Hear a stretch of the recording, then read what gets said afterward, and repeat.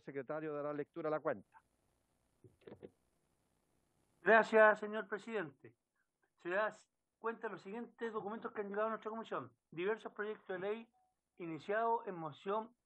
El primero iniciado en moción de la diputada señora Hoffman y de los diputados señores Baltolu, Bobadilla, Carter, Juan Fuenzalía, Lavín, Noman, Ramírez, Sangüesa y Van Rieselberghi, que modifica la ley 19.496 sobre protección de los derechos de los consumidores para imponer a los establecimientos de comercio que indica la obligación de contar con mediciones de CO2, boletín 14.529. Moción iniciada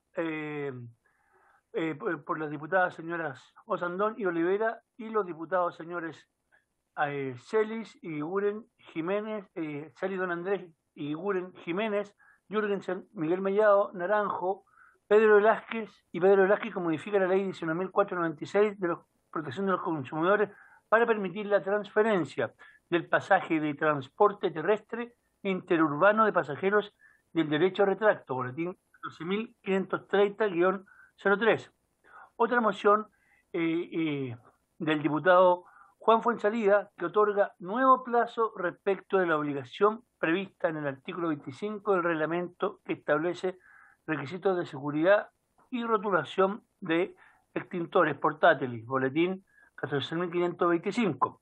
Y finalmente, respecto a las mociones de los diputados señores Moreira, Baltolu, Juan Fuenzalía, Hernández, Noman, Norambuena, Ramírez, Sangüesa, Ignacio Urrutia y von Millenbroek, que modifica la ley 19.496 sobre protección de los derechos de los consumidores para exigir que en la venta de autos usados se acredite el número de serie o de motor, boletín 14.528. Después, copia de oficio número R01 10.2899 del 2021 del jefe del Departamento de la Unidad de Resolución de la Superintendencia de Seguridad Social, señor Marcos Lawrence, que le remite al Superintendente de Salud, señor Patricio Fernández, le remite nuestro oficio sobre presentación efectuada por el representante de un grupo de trabajadores de la empresa Yantani Compañía Limitada, señor Julio Santander, mediante la cual informa sobre cotizaciones impagas. Y al efecto dice que esa remisión se hace debido a que la Superintendencia de Seguridad Social carecería de competencia para resolver sobre dicha petición y le solicita a la Superintendencia de Salud dar resolución a dicho requerimiento. Oficio de la Directora Nacional de la Dirección de Compras y Contratación Pública, señora Tania Perich, por el cual remite informe sobre transacciones en convenios marco y tratos directos. Oficio del Ministerio de Salud, del Ministro de Salud, señor Enrique Parisi, mediante el cual informa que no podrá concurrir a la sesión de hoy debido a encontrarse con labores relacionadas al manejo de la pandemia y del proceso de vacunación. Por lo anterior, solicita que sea recibido en su representación en la comisión la jefa de la División de Políticas Públicas Saludables y Promoción del Ministerio de Salud, DIPOL, señora María Paz Grandón. Y finalmente correo electrónico de la artesana de la comuna de Peñaflor, señora Sonia Arce, por el cual solicita que su agrupación sea incluida en los beneficios del bono alivio MIPYME e indica que por un error de interpretación de la ley, las municipalidades no la habrían incorporado en la nómina del Servicio de Impuestos Internos, siendo que otros municipios sí habrían considerado a otros artesanos. Y remite ahí antecedentes. Esa es toda la cuenta, señor presidente. Gracias, señor secretario. En relación a la cuenta, ofrezco la palabra. Don Álvaro, en el punto 8 de la señora Sonia Arce, de la comuna de Peñaflor, le puede enviar un oficio, un correo, señalando que lamentablemente la ley ya caducó el 2 de agosto y por consiguiente lo que le podemos informar que el ministro de Economía nos señaló que a través del ministerio, vía Corfo, vía Cercotec e incluso a través del FOSI se iban a implementar apoyo a todas las instituciones o actividades económicas que no tenían iniciación de actividades, así que para que le haga saber esa información. Ya perfecto. Le Muy mandamos un bien, correo dando esa información. Perfecto. para que le contestemos a ella ya que está tan inquieta al respecto. Bien, Ya. no sé si podemos, si no hay, podemos hacer pasar, ya que no ha podido concurrir el ministro de Salud, a la jefa de la División de Políticas Públicas, Saludable y Promoción del Ministerio de Salud, la señora María Paz Grandón. No sé si está. No está. Luz, la señora María Paz de Ahora va a entrar. Ya. Ahora.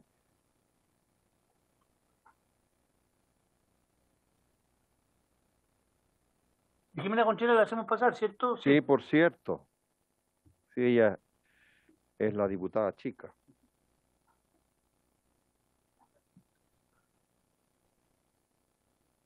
Nos acompañan telemáticamente los diputados Joaquín Lavín, Enrique Van Pham Reisenberger, el diputado Rolando Rentería, el diputado Boris Barrera, y presencialmente está el diputado Miguel Mellado. Saludamos a Jimena Contreras, que también se está integrando a nuestra comisión. Y esperamos que se incorpore la señora María Paz Grandón para abordar el proyecto en cuestión, que es el punto 1 de la tabla, es iniciar la discusión en general del proyecto de ley iniciado en moción de los diputados señores Gabriel Ascenso, Boris Barrera, Alejandro Bernares, Karim Bianchi, Harry Jürgensen, Cosme Mellado, Hugo Rey y Alexis Sepúlveda, y de la diputada señora Marcela Hernando y del diputado señor Renato Karim, que modifica el Código Sanitario en materia de rotulación de productos alimenticios y establece exigencias en relativo a la información de la fecha de vencimiento de los alimentos, correspondiendo al boletín 12.197-11. Ese es el proyecto que vamos a escuchar la opinión del Ejecutivo a través de la señora María Paz Grandón, que aún no se integra a nuestra sesión. Ahí está Jaime González. Lo vamos a hacer pasar a Jaime González, que viene. Él es del Ministerio de Salud. Él es del Ministerio de Salud. Jaime González, para que le preguntemos. Ya. Hágalo pasar para que. Ya, el abogado Jaime González. Jaime. Presidente, ¿cómo está? Muy bien. Estamos Buenas esperando tardes. el contacto con la señora María Paz Grandón, que nos dijo el ministro de Salud que la iba a reemplazar. ¿Está por ahí? ¿Sabe usted algo de ella? Sí, presidente, está junto conmigo, estamos en la Comisión de Salud, nos desconectamos de esta comisión y estamos Bien. listos para Muy presentar, bien. de acuerdo al contexto de la invitación a la cual hemos sido invitados a la Comisión de Economía el día de hoy. Muy bien, entonces le ofrezco la palabra a la señora María Paz Grandón, si estuviera Perfecto, por ahí. presidente, ¿nos permitirían compartir pantalla? Porque Sí. hay una presentación. Por supuesto, ahí, don Jaime, ahí tiene la posibilidad de acceder. Muy buenas tardes a todos. Mi nombre es María Paz Grandón.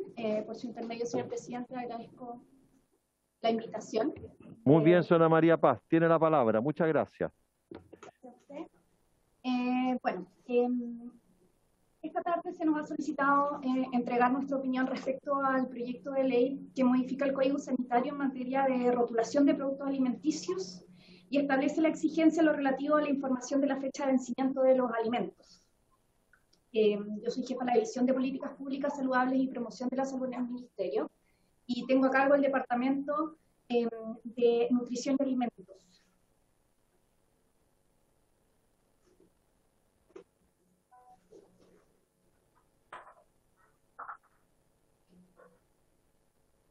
Bueno, dado que el Código Sanitario actualmente en su artículo 105 nos faculta para que el reglamento determine las características de los productos alimenticios destinados al consumo humano y cuáles son las condiciones sanitarias a las que debería ceñirse, entre varias cosas, la rotulación.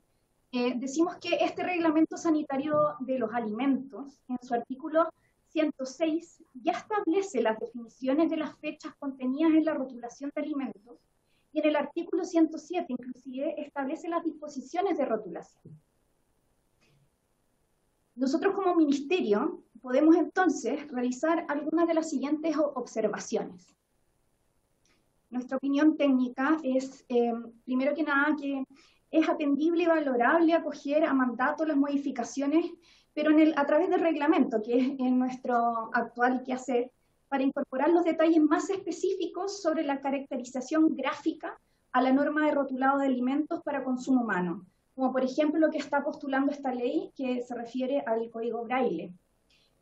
En concordancia con lo anterior, se encuentra en trámite administrativo actualmente en la división jurídica de este Ministerio de Salud una modificación regulatoria que alinearía la definición de fecha de vencimiento con las últimas modificaciones de la normativa internacional Codex 1-1985, la que define la fecha de vencimiento y sus sinónimos por fecha límite de utilización o fecha de caducidad, fecha de vencimiento, la cual se entiende como la fecha en que termina el periodo después del cual el producto, bajo determinadas condiciones de almacenamiento, no se deberá vender ni consumir por razones de inocuidad y calidad, que son los términos que se utilizan en alimentación.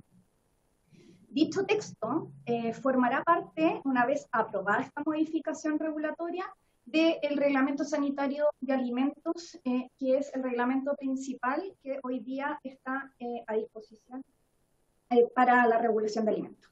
Por otro lado, la obligatoriedad de la rotulación a todo evento que plantea este proyecto de ley, actualmente que se está discutiendo, se aleja de la flexibilidad razonable materializada en la regulación sanitaria actual, nacional e internacional, que atiende las diferencias de la naturaleza de los productos, dadas sus posibilidades tecnológicas y la diversidad de rotulación que existe en los comercios internacionales y la normativa internacional, estoy hablando del Códex específicamente, evitando entorpecer la comercialización de los productos importados, sin desmedro de las cualidades sanitarias del Códex. Finalmente, nosotros lo que queremos asegurar es la calidad del producto y la inocuidad del alimento.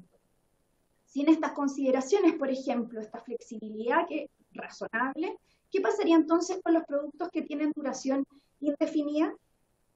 Me refiero a que un punto a hacer mención en este proyecto de ley como tal, no está exceptuando la rotulación de frutas, hortalizas frescas y tubérculos, como sí lo hace hoy día el reglamento que tenemos vigente. Eso es un punto que es importante aclarar. Es importante también hacer notar que las modificaciones a los reglamentos impactan las importaciones y el Ministerio siempre se consulta a través de la consulta pública, se pone a disposición el documento a nivel internacional por al menos 60 días. Esta buena práctica regulatoria es una manera de escuchar las observaciones de las distintas naciones respecto al documento y en la que podemos también aprender de las experiencias de otros países y así concluir con una propuesta que incorpora las mejores prácticas mundiales en esta materia.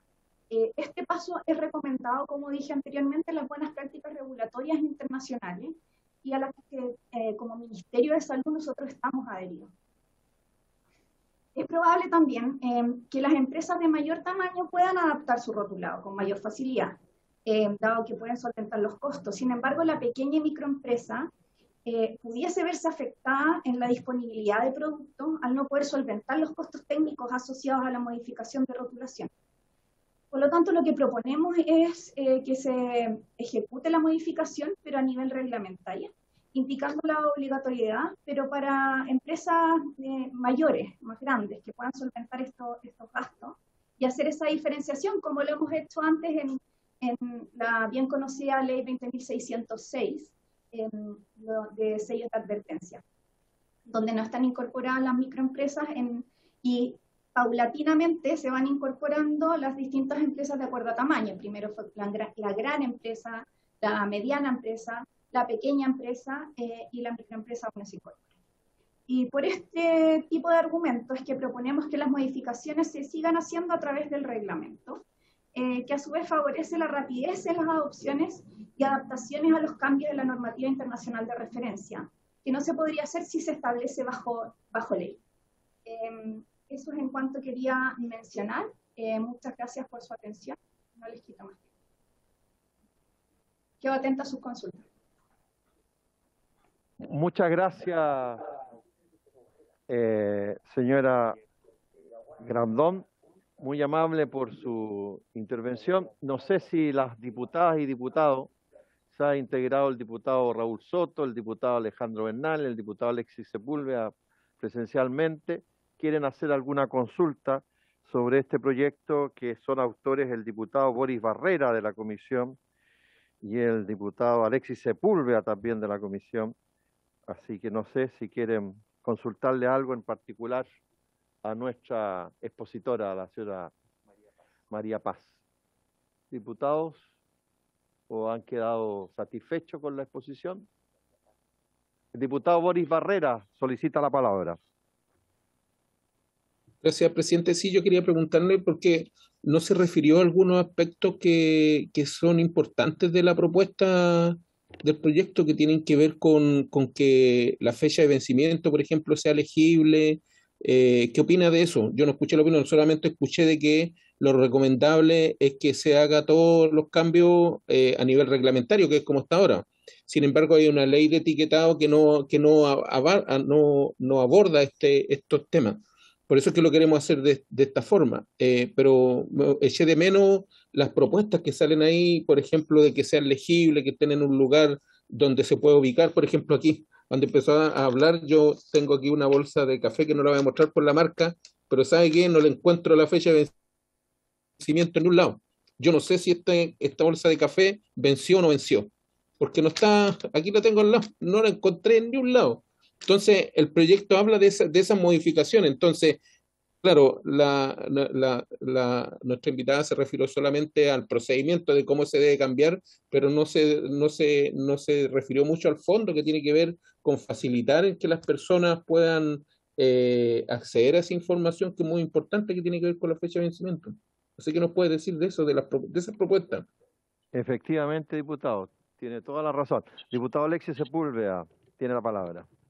Gracias, presidente. La verdad es que este es un proyecto que tiene absoluto sentido, más allá de las explicaciones técnicas o de miradas que pueden haber. Para quién podría ser contradictorio o podría estar en contra de que efectivamente los productos que vencen, que se requiere que establezcan la fecha de vencimiento, esta fecha de vencimiento pueda estar en un tamaño grande, ¿no es cierto? No en un lugar escondido. Yo espero, presidente, que en la próxima sesión voy a traer algunos envases de productos para poder mostrarlo y para demostrarles de que efectivamente no solamente las letras son chicas del vencimiento, sino que muchas veces están escondidas dentro de otra escritura que prácticamente es muy difícil encontrarlas. Yo soy un consumidor muy avesado, ¿ah? Yo lo quiero reconocer. Me toca hacer las compras en general a mí, y la verdad es que yo reviso los productos. Hay algunos productos que lo señalan con claridad, pero hay otros productos que cuesta mucho encontrarlo. Y estamos hablando de adultos mayores, nosotros mismos, que ya vamos perdiendo un poco la calidad de la vista, necesitamos lentes para poder buscar esa información que es relevante al momento de tomar la decisión de compra. Porque no es lo mismo cuando un supermercado tira o un supermercado tira un producto en oferta que la fecha de vencimiento a lo mejor de una mayonesa en una semana más, una mayonesa que debería durar un mes. Entonces, todas esas estrategias comerciales que muchas veces van a costa de esa información, los consumidores no la logran detectar. Y por el otro lado, también señalar la necesidad de poder incorporar el código Braille. Habrá que tomarse un tiempo. Si ustedes me plantean, mira, para la industria hoy día es muy complejo poder incorporarlo en términos económicos, que no debería ser mayor, pero ningún problema. Veamos los plazos largos para poder implementarlo. Pero yo le pregunto a quienes están acá presentes, ¿cómo una persona no vidente en su compra en un supermercado puede determinar la fecha de vencimiento de un producto? No lo puede hacer. Y esa es una respuesta que como país tenemos que dar a todos los chilenos, con la responsabilidad que eso significa, con los tiempos, obviamente, para no generar una catástrofe económica en la empresa, pero evidentemente es una respuesta que tenemos que dar a nuestra gente, y hay muchas personas que tienen ese inconveniente. Yo espero, presidente, por su intermedio, que en la próxima sesión podamos invitar a la Agrupación Nacional de No Videntes, que hemos tomado contacto con ellos, a adultos mayores, representantes de los adultos mayores, para que nos puedan ejemplificar lo que viven cotidianamente en sus compras, porque a propósito de esta pandemia, donde muchas personas acumularon productos en sus casas por las restricciones de compra, claramente muchos de esos productos terminaron venciendo porque efectivamente no estaba la rotulación de manera adecuada. Gracias, presidente. Muy bien. Solo Presidente, una cosita chica. Sí, solo advertirle al diputado Alexis Sepúlveda que somos muchos los miembros de esta comisión y por eso que estamos al tanto de todo, que vamos a las ferias libres, vamos a los supermercados por plena voluntad y conocemos muy de cerca. Exactamente. Por poner un ejemplo, por ejemplo los huevos, nunca tienen fecha de vencimiento. Y ahí uno ve que los huevos pueden estar una semana, claro. Y no tienen fecha de vencimiento, por citar un ejemplo que uno los ve en los supermercados o los ve en las ferias y no tienen fecha de vencimiento. Diputado Miguel Mellado tiene la palabra. Sí, presidente, a eso voy y quería preguntarle a la señora, ¿se fue? Sí. Ah, ahí está. Hola. Ya, lo que quería preguntarle yo es que, ¿quién controla que los supermercados, que los locales más pequeños, los minimercados, los negocios de esquina, vendan productos que ya están vencidos? Porque la verdad es que deberíamos partir en la base que si tú vas al supermercado y no debieran haber productos vencidos, ¿cierto? No debieran haber. Y como tú dices, la letra es tan chiquitita y le pasan una góndola a ciertos productos y no es el supermercado que supervisa, sino que es el reponedor de esa marca que entra, sale, saca. Entonces, ¿cómo se constata por parte del Ministerio de Salud de que se estén vendiendo artículos, ¿cierto?, que estén dentro de la fecha, ¿cierto?, que se puedan consumir? ¿Y qué parámetros hay que cumplir para sacarlos de las góndolas cuando estén a punto de vencer? ¿Quién realiza eso? ¿Y qué es lo que pasa? Porque como dice el presidente, pueden salir de ahí, irse a las ferias libres, ¿ya? Y en las ferias libres se venden temas. O sucede en algunos casos, como vimos un reportaje de Puerto Montt con filetes de salmón que iban directamente a la basura, se robaban y se fileteaban, ¿cierto? Y se pasaban de nuevo y se vendían como frescos, digamos. Entonces, ¿quién controla eso? ¿Dónde está el punto? Quizás, si no se controla, colocarlo en este proyecto una indicación. Efectivamente, por ejemplo, las bebidas, el agua mineral deben tener fecha de vencimiento. No aparece por ningún lado que tengan fecha de vencimiento. Antes de darle la palabra, señora María Paz, el diputado Boris Barrera, parece, o el diputado Alejandro Bernales me solicitaron la palabra. Diputado Boris Barrera. Solo para hacer un alcance, que más de la forma en que nuestra invitada, no sé el nombre, porque como dice ahí Jaime González, María Paz, a María Paz, de acuerdo a lo que nos ha puesto María Paz, que habla principalmente de la forma en que se debiera hacer estos cambios, pero me gustaría que se refiriera a los ejemplos que estamos dando, que no solamente a veces tienen que ver con el tamaño, sino que también con la forma en que se expresa, a veces con unos códigos que hay que estar como interpretándolo, porque en el proyecto da ideas también, por ejemplo, consumir antes de, eso es claro, pero ahí aparece con abreviaciones, con cosas que a veces cuestan varios minutos poder descifrar una fecha de elaboración o una fecha de vencimiento, no solamente tiene que ver con el tamaño, o sea, hay muchas cosas que están involucradas y creo que sería importante discutirla aquí en este proyecto, que pareciera simple, pero es súper relevante. Eso, presidente, gracias. Muy bien. El diputado Bernales, antes de ofrecerle la palabra a la señora María Paz. Sí, presidente, ya que me nombró, voy a intervenir. Primero que todo, saludar a María Paz y a una mujer de esta tierra, para que sepan quienes están en esta comisión del sur, de la región de los lagos de Puerto Montt. Muy bien. Veo que usted conoce a todos sus electores. Muy bien. Sí, ya no vota acá, pero espero que tenga redes que nos apoyen. Está bien. Las tenemos en común, las mantenemos, digamos. ¿Es solo para saludarla nomás? No, quiero aprovechar de preguntar, presidente, porque vi la presentación, llegó unos segundos tarde, pero vi la presentación y entiendo que la sugerencia es a incluir todas estas cosas que estamos diciendo en un reglamento, porque sería más rápido en lugar de hacer la ley. Dicho eso, quisiera saber si aparte de estas observaciones que estamos viendo nosotros y que traen aquí los colegas a la comisión, los autores del proyecto, si es que hay otras situaciones, otros casos que tenga detectado el Ministerio de Salud para ser modificado la ley de etiquetado. Porque puede haber otras situaciones. Nosotros estamos detectando tamaño, lugar donde tiene que estar, que tenga código braille, pero puede haber otras situaciones que vengan, que sean de sentido, no sé.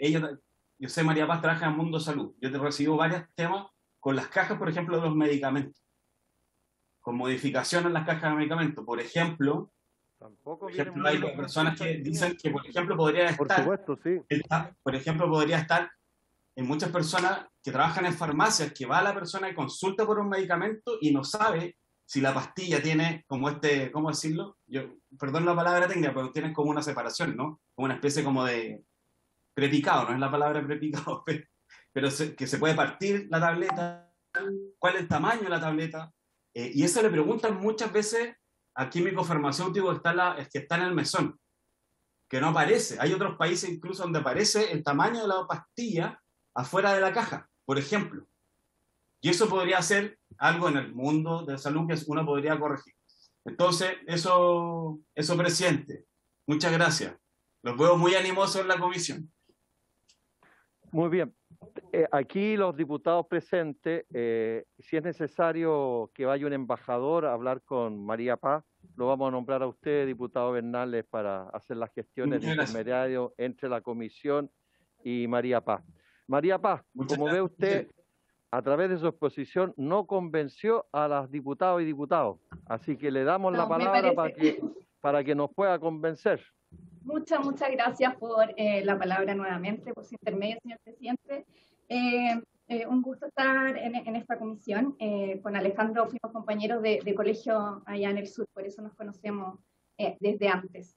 Un gusto estar contigo, Alejandro, en esta mesa. Miren, lo que quería aclararles no es que nosotros no tengamos la disposición de incorporar estas modificaciones que las están evaluando como proyecto de ley, muy por el contrario.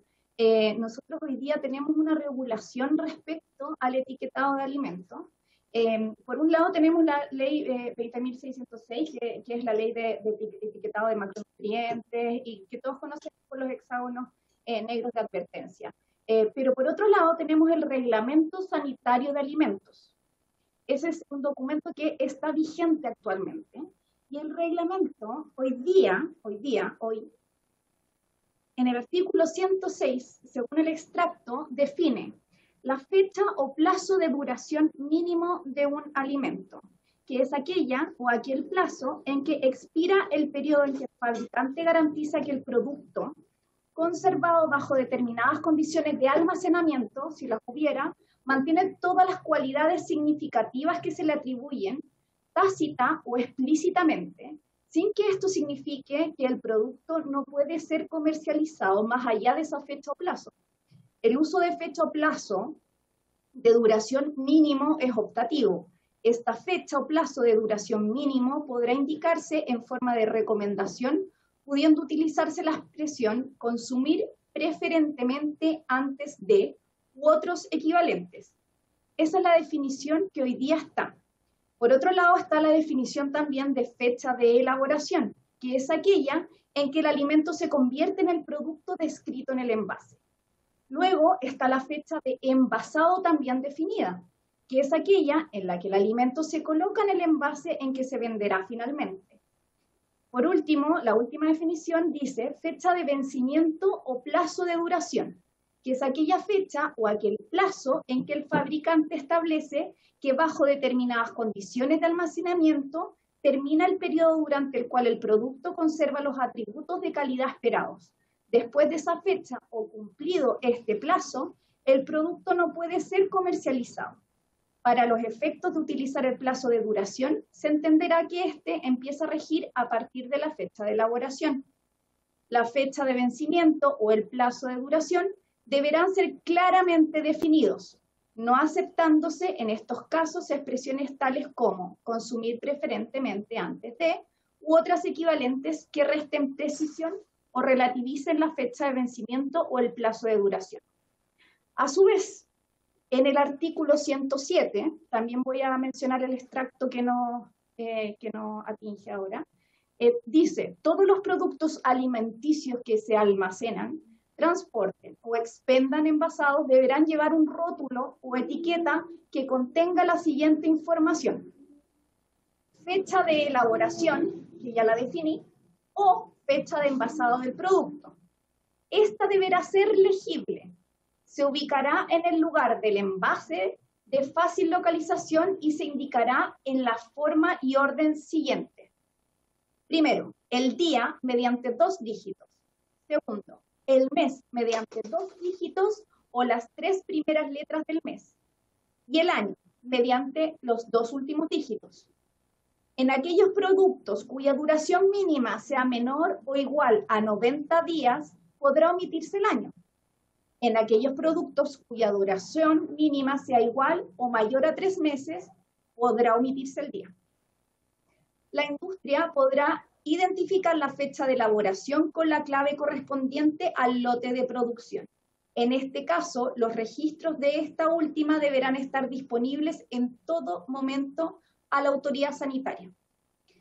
Además, señala en el punto G que la fecha de vencimiento o plazo de duración del producto se define como información que se ubicará en el envase en un lugar fácil de localizar con una leyenda destacada. La fecha de vencimiento se indicará en la forma y orden establecido por la fecha de elaboración, que ya definimos. El plazo de duración se indicará en términos de días o de meses o de años, según corresponda, utilizando siempre unidades enteras, a menos que se trate de duración indefinida, caso en el cual deberá consignarse dicha expresión. Los productos que identifiquen la fecha de elaboración con la clave del lote de producción deberán rotular la duración en términos de fecha de vencimiento, mientras que los que indiquen expresamente la fecha de elaboración podrán utilizar la fecha de vencimiento o plazo de duración. Los productos que rotulen duración indefinida deberán necesariamente indicar la fecha de elaboración. Se exceptúan de esta rotulación las frutas, verduras y hortalizas frescas, incluidos los tubérculos, que no han sufrido modificaciones en sus caracteres o composición, esto es, que no hayan sido peladas, cortadas o tratadas de otra forma análoga, salvo las que fueran necesarias para la separación de las partes no comestibles. Con esto quería comentar que, ¿por qué se exceptúan algunos productos?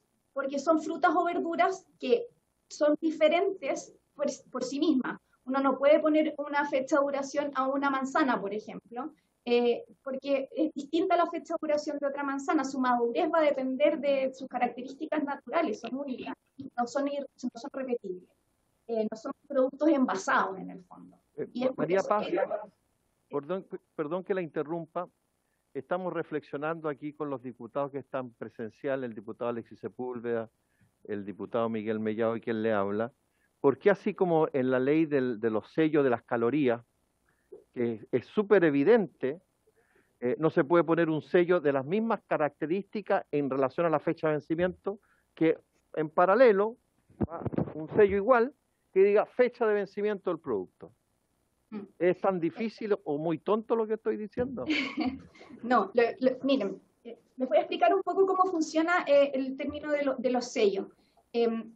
Hay estudios relativos al comportamiento de consumo que indican el tamaño adecuado de los sellos como información nutricional para el consumidor. Es importante testearlos previamente para lograr el objetivo último, que es la ingesta adecuada de macronutrientes, o más bien la ingesta limitada de estos macronutrientes. Como advertencia, por eso, se testearon previamente estos símbolos, el símbolo del Discopare, el color además, el color negro fue el testeado y elegido finalmente por los consumidores como el que más llamaba la atención, como para advertirles respecto al consumo de un macronutriente en exceso en productos envasados. Ese es el objetivo último nutricional del concepto del sello.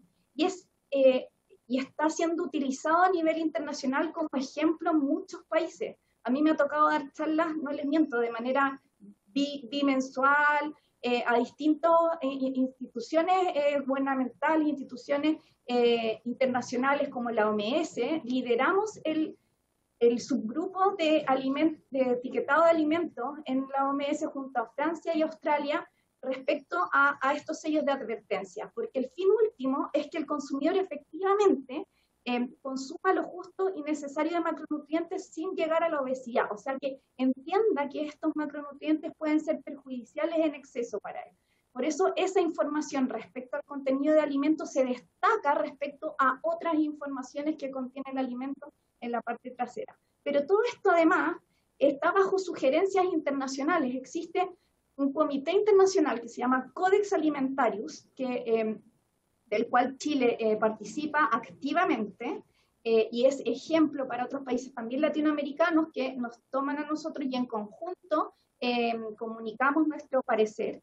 Y resulta que en el fondo aquí nosotros tomamos las mejores prácticas regulatorias y las adaptamos a las necesidades de nuestro país.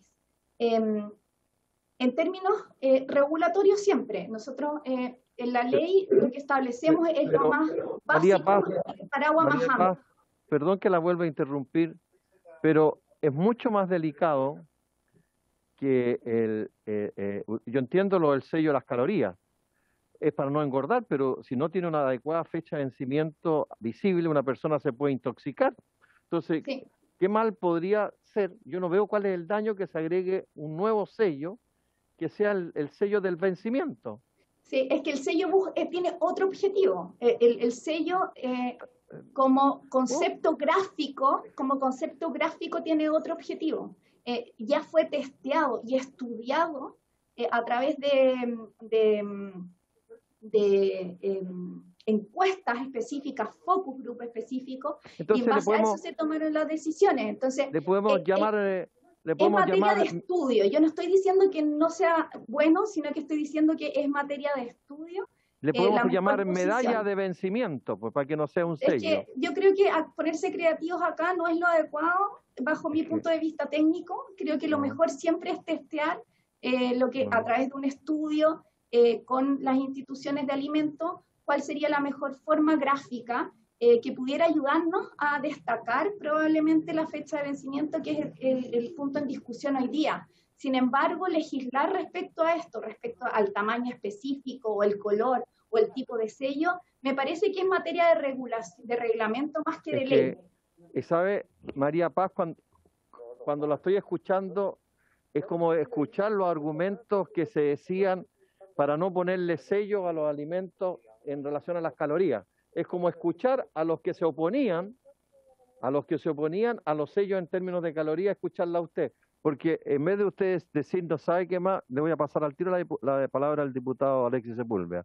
Porque usted, en vez de ayudarnos, en vez de darnos una orientación, usted está en una defensa irrestricta de que no se ponga con claridad la fecha de vencimiento.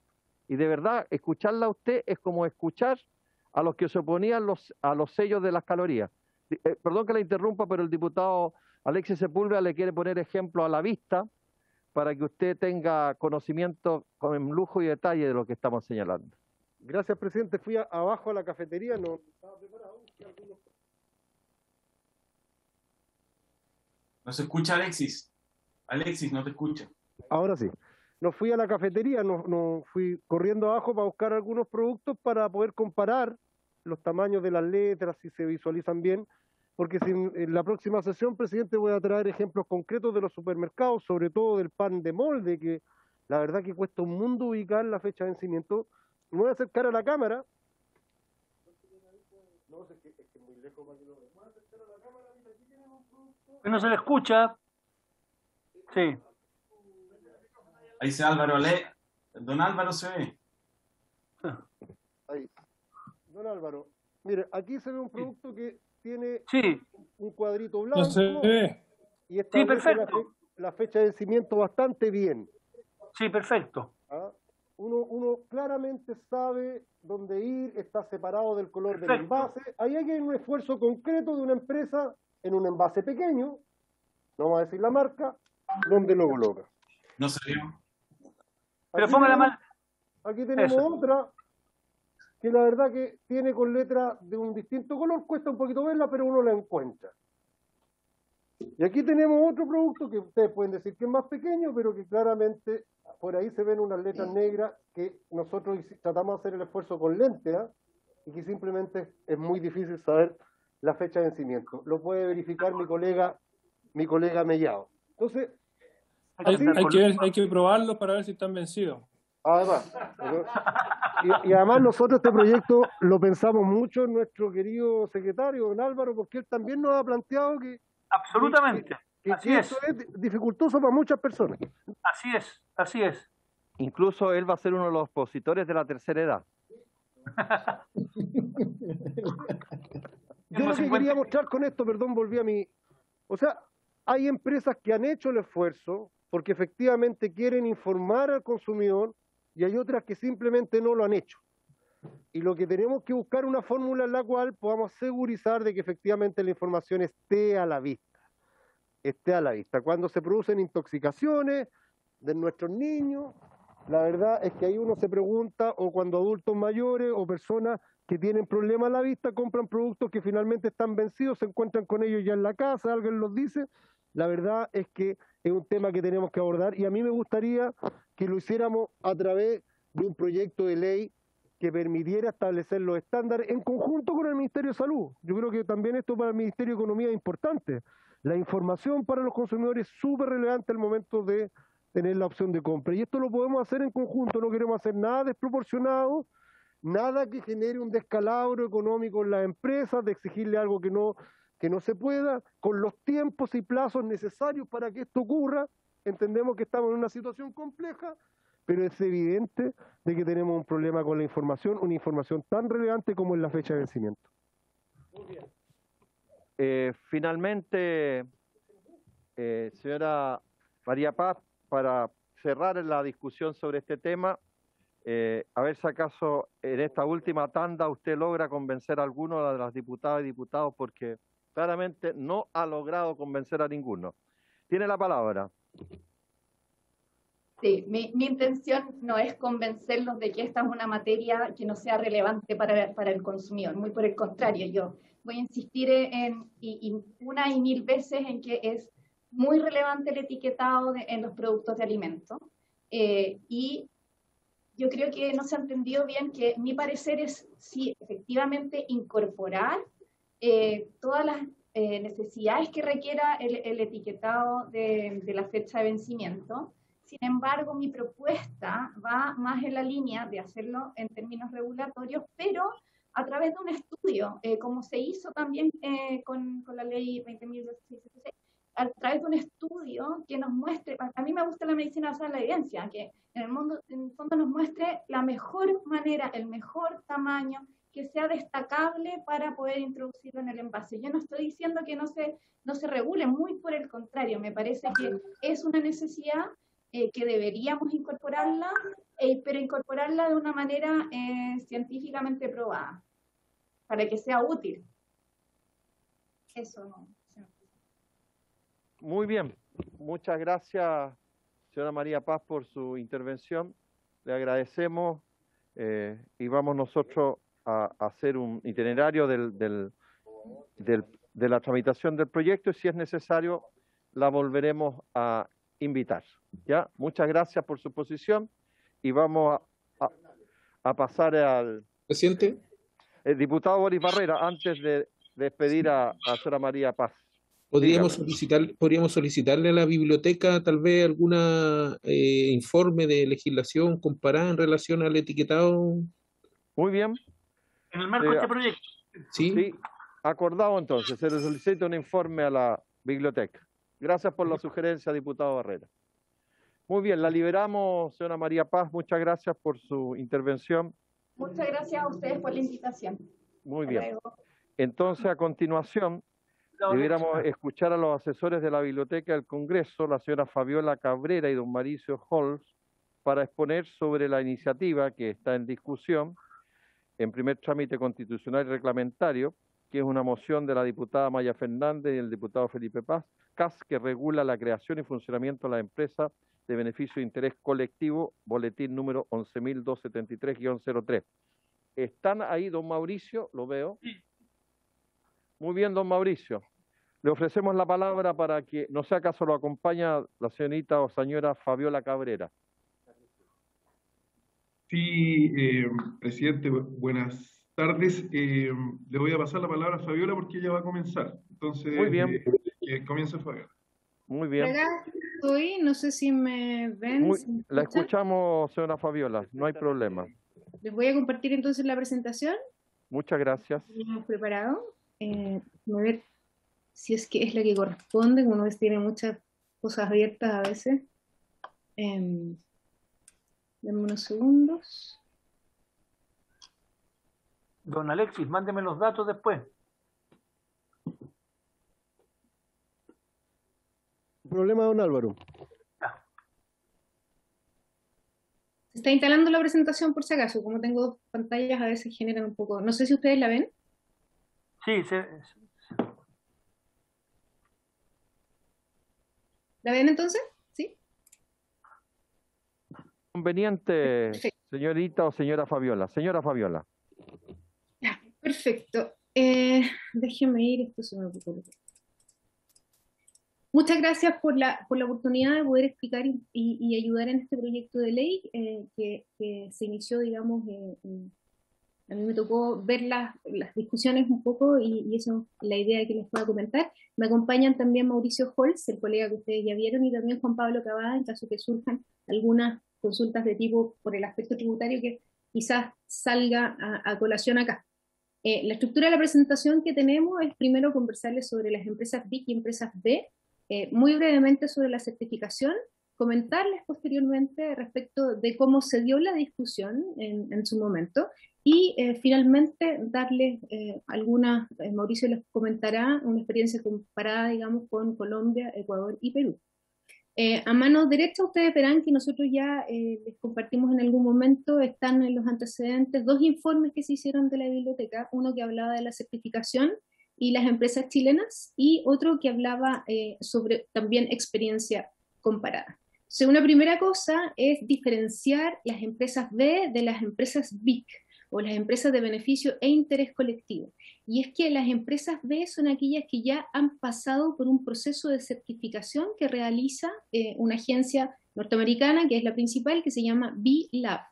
Entonces, cuando se habla de empresas de beneficio e interés colectivo, se está refiriendo a un marco jurídico que se está dando de manera creciente en Latinoamérica, a las cuales las sociedades, ¿no es cierto?, se denominan de esta manera, y lo que diferencia del resto de las sociedades en general es que en los estatutos o el compromiso de la empresa se comprometen a generar un impacto positivo social y ambiental como elemento central de su negocio. La diferencia acá es que normalmente las empresas buscan tener utilidades para los accionistas, y la diferencia que tienen estas empresas BIC es que no buscan solamente beneficios para sus accionistas, sino que también su comunidad y sus trabajadores y el medio ambiente, etc. Muy brevemente comentarles que, bueno, actualmente en Chile son 126 las empresas, si bien podría ser un número que es bastante pequeño, digamos, la comunidad B y la gente que está en torno a estas empresas es bastante, digamos, una comunidad que está creciendo cada vez más. Esto viene de un movimiento global que comenzó en el año 2006, y normalmente estas empresas lo que buscan, o sea, es el triple impacto económico, social y ambiental. Esto además se vuelve con mayor en relevancia, sobre todo después de haber sabido el informe del IPCC que subimos el lunes de la semana pasada. Actualmente son 4.074 empresas, más de 70, digamos, a nivel internacional, 70 países, 727 en Latinoamérica y en Chile las 126 que les había mencionado. Estos son algunos ejemplos, porque normalmente las más conocidas son estas autos, triciclos, que son al gramo, que son empresas que generan un impacto, digamos, en el ámbito ambiental, formas distintas de consumo, recursos que son más compartidos, es algunos de los ejemplos. No alcanza a salir acá, pero también está, por ejemplo, Banco Estado, por el hecho de que llega a lugares de bajos ingresos, ¿no es cierto?, con su modelo de cajas vecinas. Eso, algunos ejemplos.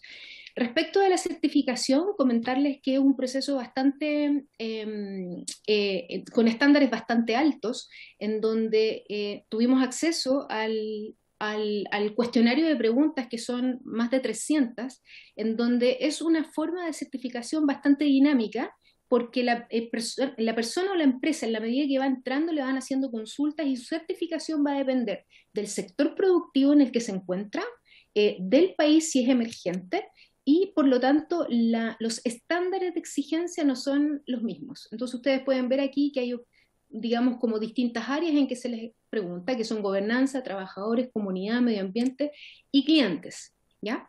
Esta certificación entrega un máximo de 200 puntos y un mínimo de 80 para que puedan pasar a ser llamadas empresas B, ¿ya? Y depende de esos 3 ámbitos que les había dicho, de dónde están, el tipo de sector. Esta certificación dura solo 2 años, ¿ya? Ahora, con relación al proyecto de ley que se discutió en su momento, se presenta en mayo de 2017, que el primer trámite constitucional fue en junio de 2017, y luego se recibieron indicaciones del Ejecutivo en enero de 2018. Si ustedes se fijan, la fecha coincide con cambio de gobierno, que fue enero de 2018, que es una de las situaciones que también estuvo de alguna manera como entre medio de las situaciones que se dieron respecto a este proyecto de ley. Entonces, lo primero es comentarles que, bueno, se dio, y de acuerdo a los informes que están, se aprobó de manera unánime el proyecto en general, ¿ya? Asistieron a distintas sesiones en el ministro de Economía de la época, la señora subsecretaria y los asesores correspondientes. Se recibieron durante varias sesiones, ¿no es cierto?, a las personas que son representantes del sistema B, a Paloma Muñoz, que era de Derechos Humanos, también a Cristóbal Undurraga, del director de Asociación de Emprendedores de Chile, y también un profesor de la Católica de Chile, para referirse a este proyecto. Quería comentarles que es un poco difícil poder hablar del proyecto, porque ustedes entenderán que son 12 artículos, de los cuales después el Ejecutivo hizo 16 indicaciones para terminar con 18 artículos, y la discusión tuvo muchos elementos de fondo y de forma que les voy a dar, que se va a reflejar un poco en los comentarios que les voy a mostrar a continuación que hicieron los diputados en su momento, ¿ya? A grandes, pero muy, muy grandes rasgos, el primer proyecto, el original, era un poco más general en términos de que no establecía, por ejemplo, un registro, no establecía, hablaba sobre la subsecretaría, por ejemplo, de Economía, que sería como la encargada de decir si una empresa perdía o no digamos, la condición de empresa BIC, pero no establecía detalles de cómo. Entonces lo que sucede es que con las indicaciones del Ejecutivo lo que se hace es entrar en esos detalles. Y ahí, en esos detalles, es donde se crea un registro nacional, y entonces es tarea de la subsecretaría, ¿no es cierto?, tener cuáles son los antecedentes para decir si es parte o no del registro nacional. Entonces, la discusión tuvo muchos detalles, ¿no es cierto?, que alargaron un poco la discusión, y en los comentarios que les voy a mostrar a continuación, la idea es que justamente les dé, digamos, una idea general de cómo fue. Entonces, los diputados se preguntaban, ¿no es cierto?, cuál era el objetivo de hacer esta diferenciación, porque una de las cosas que decían los representantes de las empresas B y del sistema B, era que ellos no querían ninguna exención tributaria, que por el contrario, cuando había exención tributaria, querían evitar que las empresas quisieran ser empresas BIC por el beneficio tributario y no por lo que realmente importa, que era tener una conciencia social y medioambiental.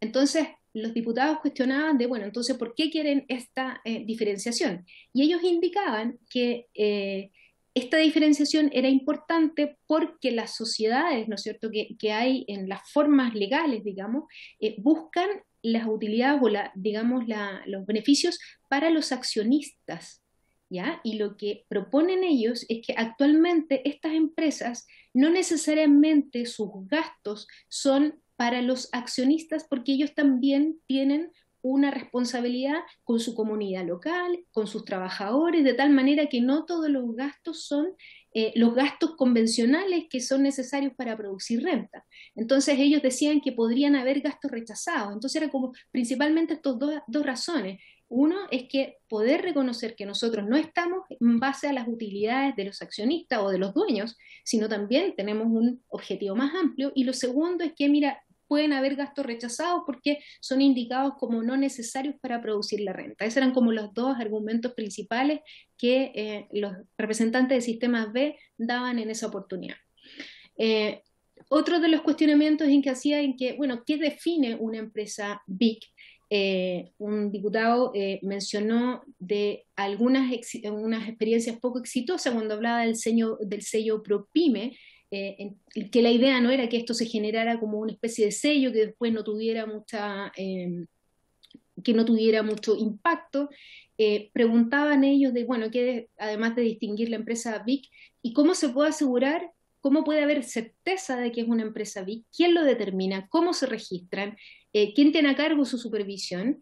En cuanto a los estatutos, a los reportes, si se define registro, entonces deben definirse los estándares. Y es ahí un poco en donde el proyecto original, como no entraba en tanto detalle, entonces ya que se tenían que definir detalles, el Ejecutivo hizo una serie de indicaciones que al hablar de esos detalles, ¿no es cierto?, alargó bastante la discusión.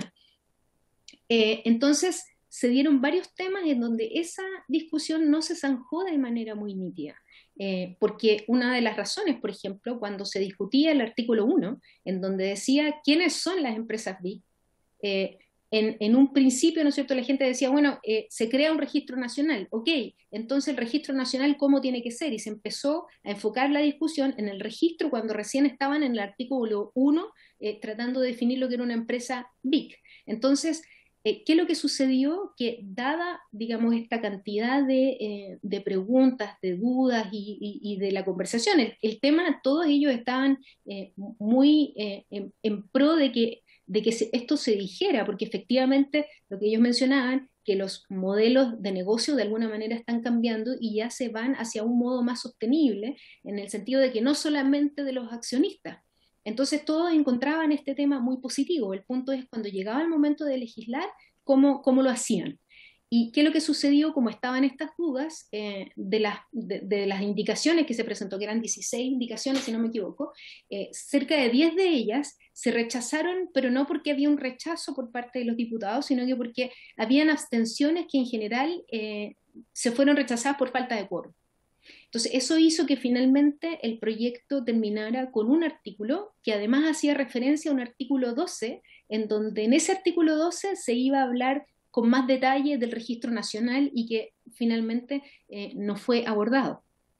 Entonces, todos estos antecedentes, la idea es que mi colega Mauricio Holz les va a dar una idea de experiencia comparada con tal de tener estos estándares o referencias de cómo lo han hecho otros países con esta misma idea de legislación. Gracias, Fabiola, por su intervención. Entonces le damos la palabra a Mauricio Holz para que intervenga. Muchas gracias, presidente, por su intermedio. Saludar a los diputados presentes y a los invitados a la comisión. Lo que yo voy a hacer es explicar 3 legislaciones recientes, digamos, en América Latina, la legislación colombiana, la ecuatoriana y la peruana, que regulan, digamos, la denominación BIC, digamos, beneficio de interés colectivo en las sociedades en estos países. Son 4 slides, digamos, donde voy a tocar los puntos centrales, digamos, de las normas, y luego voy a hacer una síntesis y una última slide que recoge un tema que encontré en un documento que podría ser interesante, digamos, para el proyecto de ley. Entonces, en primer lugar, el primer tema es cómo estas normas, digamos, identifican a las empresas de beneficio de interés colectivo.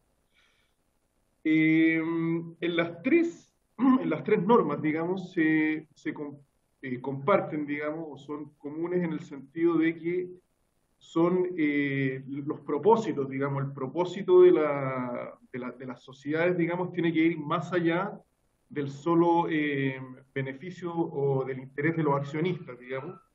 y tienen que contemplar el interés colectivo, el interés de la sociedad y el interés del medio ambiente, ¿no es cierto? Y además, estas sociedades, digamos, las que quieren obtener esta denominación, tienen que expresar la voluntad de que se obligan a generar un impacto material positivo o a la reducción de un impacto negativo en los colectivos, digamos, los cuales ya intervienen, en la sociedad como un todo y en el medio ambiente. Esta condición, digamos, se cumple para las tres normas, digamos, de que el propósito de la sociedad tiene que contener este elemento de impacto, digamos, en la sociedad, en los colectivos y en el medio ambiente. Para eso las normas obligan a que el estatuto incorpore este propósito, digamos, en el caso de las nuevas sociedades que se están creando, y a una modificación del estatuto en el caso de sociedades preexistentes, ¿no es cierto?, que quieren obtener esta denominación de beneficio de interés colectivo. Y en dos normas, en dos leyes, digamos, en la ecuatoriana y en la peruana, se establecen unos quórum de aprobación de la modificación estatutaria, digamos, para modificar el objetivo, quórum de accionistas. Entonces, en Ecuador se requieren 2/3, digamos, que 2/3 de los accionistas esté de acuerdo con esta modificación estatutaria, y la misma restricción se aplica en el caso peruano. En el caso colombiano no hay un guarismo explícito, digamos, y la ley señala textual que se requiere una modificación estatutaria adoptada por la mayoría prevista en la ley o por las mayorías establecidas en los estatutos del propio contrato social, digamos, del propio estatuto de la sociedad. Una cosa importante, digamos, es que esta modificación estatutaria no crea una nueva sociedad o una naturaleza jurídica distinta a las ya contempladas en la ley, digamos. No crea un nuevo tipo de sociedad, sino que a las sociedades ya contempladas en la ley se les agrega, digamos, la denominación PIC, digamos, beneficio de interés colectivo. En la práctica lo que se hace es que a la razón social de la sociedad se le agrega, digamos, en la última parte, digamos, del nombre, digamos, se le agrega la sigla PIC. Las normas también son explícitas en señalar que las sociedades que adopten la denominación BIC seguirán estando regidas, digamos, por el régimen ordinario de impuestos, digamos. En ese sentido no hay un régimen tributario o impositivo particular para estas empresas. Un régimen completo, por decirlo de alguna manera. Solo en el caso colombiano se considera una condición tributaria especial que hace referencia al pago a la remuneración laboral vía acciones, digamos, de la empresa. Y ahí el régimen especial es que esas acciones no constituyen renta, digamos, tributable para el trabajador. Esa sería una condición tributaria especial en el caso colombiano. Y también el caso colombiano presenta algunas facilidades para el financiamiento de las empresas BIC, créditos blandos del Estado, como para fomentar este tipo de sociedades. La siguiente, por favor, Fabio. Sí. Gracias. Las normas, las leyes, las leyes también definen, digamos, cuáles son las áreas de impacto en las cuales tienen que intervenir las sociedades. En dos normas, en la colombiana y en la ecuatoriana, se mencionan explícitamente cuáles son las áreas, mientras que en la peruana la ley no explicita cuáles son las áreas de intervención, digamos, pero sí en su reglamento menciona los objetivos del desarrollo del milenio de Naciones Unidas como posibles focos de acción, ¿no es cierto? Es decir, que estas empresas podrían coayudar, digamos, en el cumplimiento de estos objetivos. En la norma colombiana se establecen cinco áreas, digamos, y en la ecuatoriana lo mismo, y se obliga a que las empresas que quieren obtener la denominación BIC al menos actúen, digamos, o tengan actividades en alguna de estas áreas, ¿cierto? En alguna de estas áreas.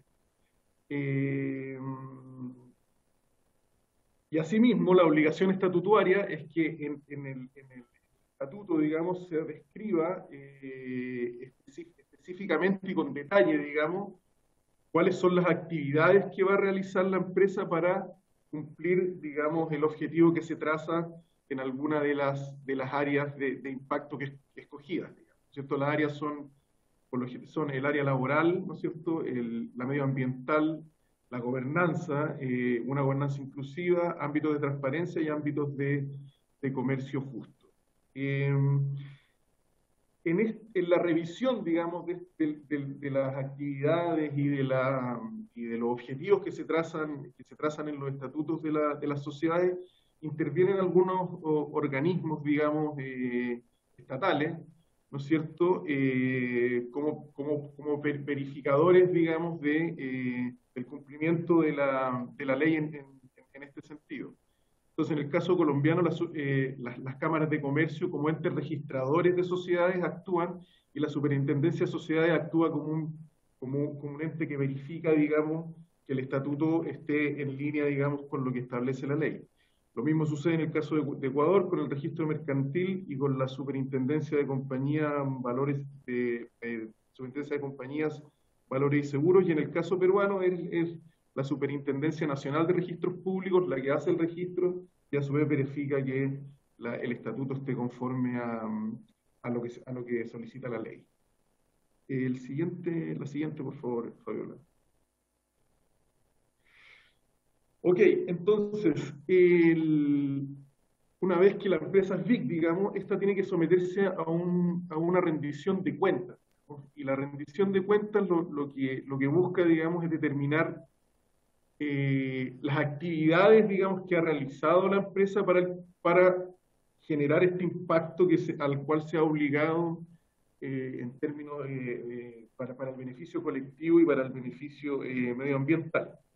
Aquí hay una distinción muy clara entre Colombia, Ecuador y con el caso peruano, digamos.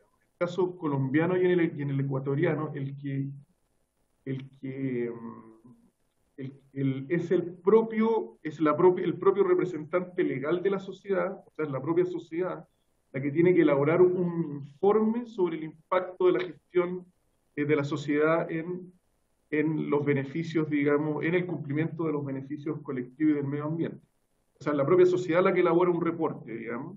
Mientras que en el caso peruano, el representante legal tiene que encomendar este informe a un tercero, ¿no es cierto? Un tercero privado que puede ser tanto nacional como internacional.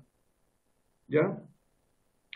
No obstante, en los casos colombianos y ecuatorianos, la propia sociedad la que elabora el reporte tiene que someterse a ciertos estándares, digamos, estándares de evaluación, ¿no es cierto?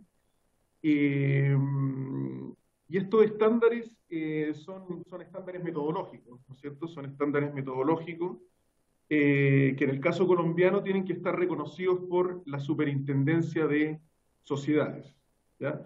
Entonces, es decir, el informe tiene que cumplir con un estándar metodológico que está avalado, digamos, por la Superintendencia de Sociedades, y a su vez el propio reporte está sujeto a la auditoría de la Superintendencia de Sociedades.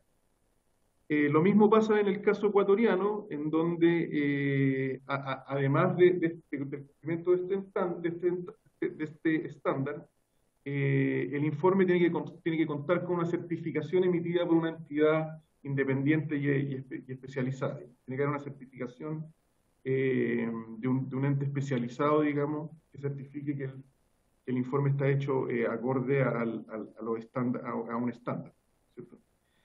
Y en el caso peruano, que se le encomienda a un tercero, a un privado, digamos, la elaboración del informe, se tiene que cumplir que ese privado, digamos, también se base en estándares metodológicos reconocido internacionalmente y que no tenga ningún vínculo comercial o económico con la sociedad evaluada, ¿cierto? O sea, que no haya conflicto de intereses entre el tercero evaluador y la sociedad evaluada.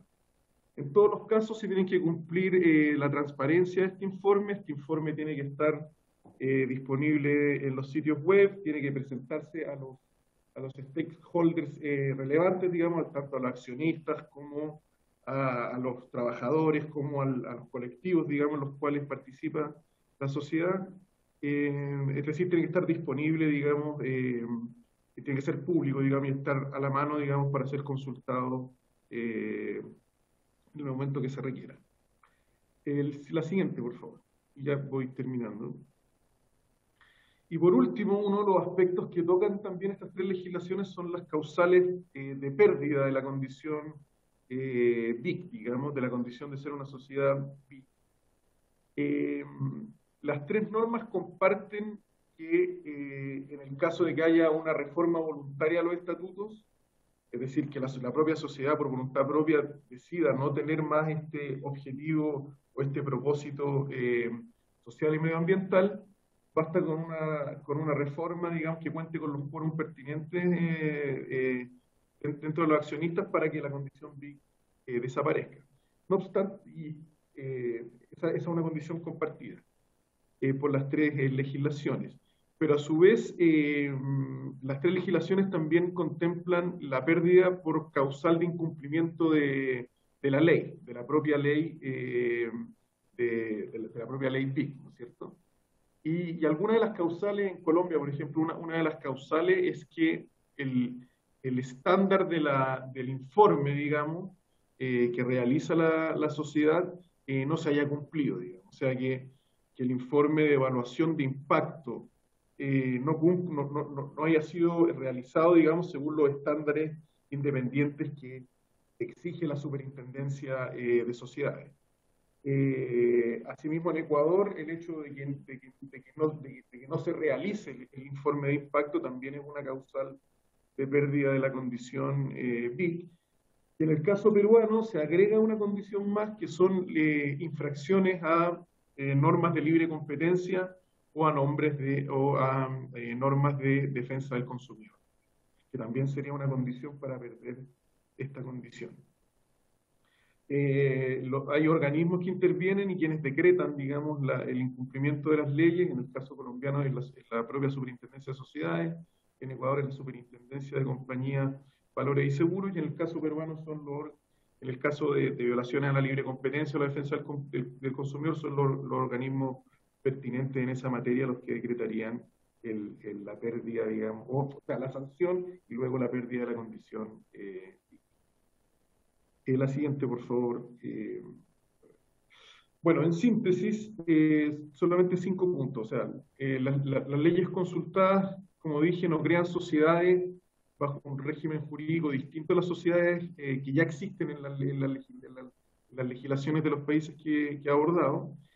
La identificación de beneficio e interés colectivo se basa en una declaración estatutaria en la que se especifica como propósito el beneficio social y medioambiental, además del beneficio y el interés de los accionistas.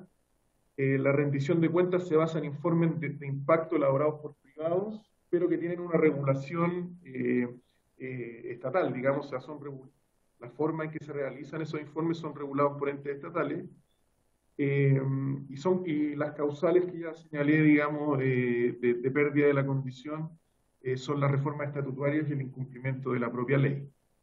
Un punto importante es que también lo mencioné, es que no se observan incentivos fiscales o tratamientos tributarios especiales, digamos, generales, digamos, para la empresa BIC, sino que ellas se someten a las normas de pago de impuestos, digamos, generales para las sociedades, para las distintas sociedades que contemplan la ley.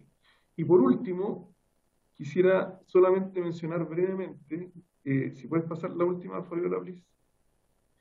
Solamente quisiera mencionar que en un informe del PNUD y de IDRC de la CEGIP del 2021, se señalan algunos casos en donde a las empresas BIC se les da un trato preferencial, digamos, o se les da un puntaje más alto, digamos, en procesos de compras públicas, como un incentivo para que las sociedades, digamos, y las empresas se constituyan como, o adquieran la denominación PYME.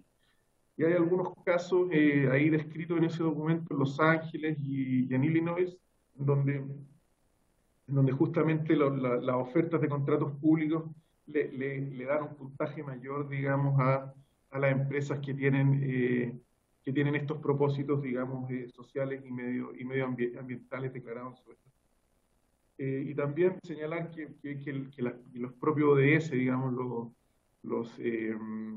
de las Naciones Unidas, digamos, los Objetivos de Desarrollo Sostenibles, digamos, establece en una de sus metas, que es la 12, la promoción de prácticas, digamos, de adquisición pública que sean sostenibles, digamos, procesos de compra pública que sean con empresas que adhieran a la sostenibilidad medioambiental y al beneficio social como un objetivo, como un propósito de la empresa. Eso es, con eso me quedo y les agradezco mucho la atención a la presentación que hemos hecho con Fabiola. Muchas gracias, Mauricio y Fabiola. No sé si algún diputado o diputada quiere hacer algún comentario, alguna consulta. Pareciera ser que no. Ha sido muy completa la información que ustedes han entregado en su comparación con otras normativas en otro país, así que se le agradece tanto a la señora Fabiola como a don Mauricio su intervención hoy día. Muchas gracias. Ya que no hay más consultas, por haberse cumplido el objeto de la sesión, se levanta. Muchas gracias.